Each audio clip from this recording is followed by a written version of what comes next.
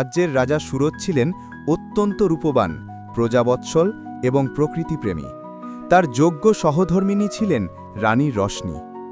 একদিন রাজা সুরজ যখন জঙ্গলে একাকী পায়চারি করছিলেন, রাজকুমারী জাদু, যিনি ছিলেন জাদুকর কালের পালিতা কন্যা, দূর থেকে রাজাকে দেখে মুগ্ধ হন এবং মনে মনে তাকে স্বামী হিসেবে পাওয়ার বাসনা করেন। রাজকুমারীর আবদার মেটাতে তার বাবা জাদুকর কাল রাতে মন্ত্র বলে ঘুমন্ত রাজা সুরজকে অপহরণ করে নিয়ে যান তার মায়াবী দুর্গে। সেখানে জেগে উঠে রাজা সুরজ দেখেন যে তিনি এক অচেনা জায়গায়।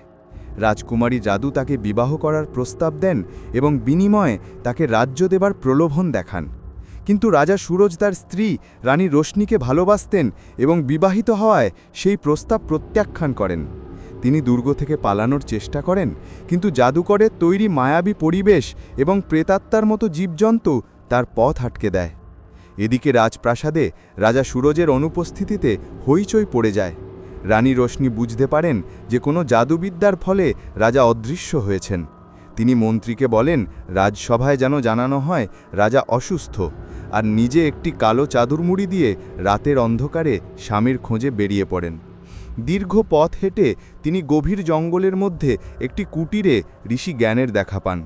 ক্লান্ত ও তৃষ্ণার্ত রানী ঋষির কাছে আশ্রয় ও জল প্রার্থনা করেন। ঋষি তাকে শর্ত দেন যে যদি তিনি তার মায়ের মতো সেবা করেন তবেই তিনি আশ্রয় পাবেন। রানী রোশনি সানন্দে রাজি হয়ে যান এবং খড়কুটো জ্বালিয়ে কষ্ট করে ঋষির জন্য রান্না করেন। রানীর সেবায় সন্তুষ্ট হয়ে ঋষি জ্ঞান তাকে বলেন যে তার স্বামী উত্তর দিকের এক মায়াবী দুর্গে বন্দী। ঋষি রানীকে একটি অলৌকিক চালের দানা দেন যা শুধুমাত্র একবার ব্যবহার করা যাবে এবং তা জাদুকরের মায়াজাল ভাঙতে সক্ষম। ঋষির কথা মতো রানী সেই মায়াবী দুর্গের সামনে পৌঁছন। দুর্গে প্রবেশ করতে গেলে জাদুকর কাল এবং তার রক্ষাকারী মায়াবী জীবজন্তুরা রানীকে ঘিরে ধরে। নিরুপায় হয়ে রানী ঋষির দেওয়া চালের দানাটি ব্যবহার করেন। সাথে সাথেই এক প্রচণ্ড আলোর ঝলকানিতে জাদুকরের মায়াবী দুর্গ এবং সমস্ত জাদুমন্ত্র ধ্বংস হয়ে যায়।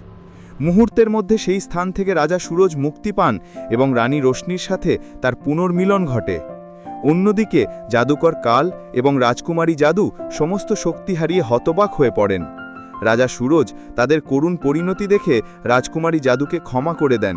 তিনি জানান যে রানী রোশনি তাকে নিজের বোনের মর্যাদা দিয়েছেন, তাই রাজকুমারী জাদুও এখন থেকে তার বোন এবং তিনি তার জন্য একজন উপযুক্ত রাজকুমারের সাথে বিবাহের ব্যবস্থা করবেন।